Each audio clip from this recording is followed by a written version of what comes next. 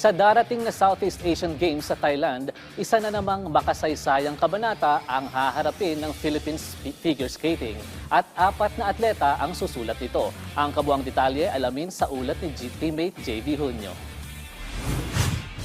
Pinangalanan na ng Philippine Skating Union ang 4 na figure skaters na sasabak para sa bansa sa darating na Southeast Asian Games. Para sa senior women, irerepresenta ni Maxine Bautista, national champion at gold medalist sa senior women's category ng National Figure Skating Championships 2025. Kasama si Catherine Limketkay na nagrepresenta ng bansa sa Asian Winter Games. Sa senior men naman ay pangungunahan ni Paulo Borromeo, isang national champion at Asian Winter Games representative. Kasama si Brandon Baldos, silver medalist sa nagdaang National Figure Skating Championships 2025. Bit-bit nila ang kombinasyon ng talento, dedikasyon at karanasan na patuloy na nagpapalakas sa presensya ng Pilipinas sa Southeast Asian stage. Ipinahayag ng President ng Philippine Skating Union na si Nikki Cheng na mataas ang kumpiyansa niya sa national team lalo na't nagpapakita ng malinaw na pag-angat ng kanilang training at consistency sa mga nakaraang kompetisyon. Dagdag pa rito, nagpasalamat din si Cheng sa suporta at tulong na ibinibigay ng Philippine Sports Commission para sa mga atletang sasabak sa nalalapit na SEA Games.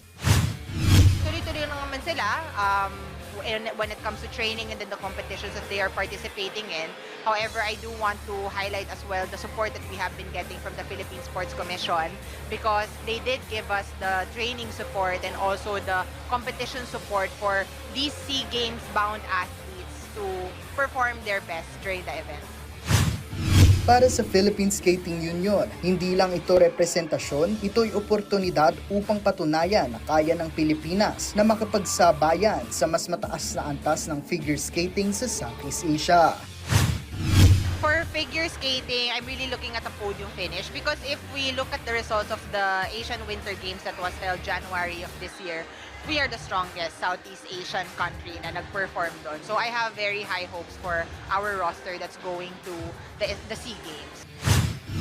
Habang papalapit ang kompetisyon, patuloy ang paghahanda ng national athletes, bit-bit ang pag-asa at suporta ng skating community. Sa susunod na buwan, tatapak sila sa skating rink ng Thailand, hindi lang bilang mga atleta, kundi bilang muka ng bagong henerasyon ng Filipino figure skaters na handang gumawa ng marka sa international stage. JB Junio para sa Atletang Pilipino, para sa Bagong Pilipinas.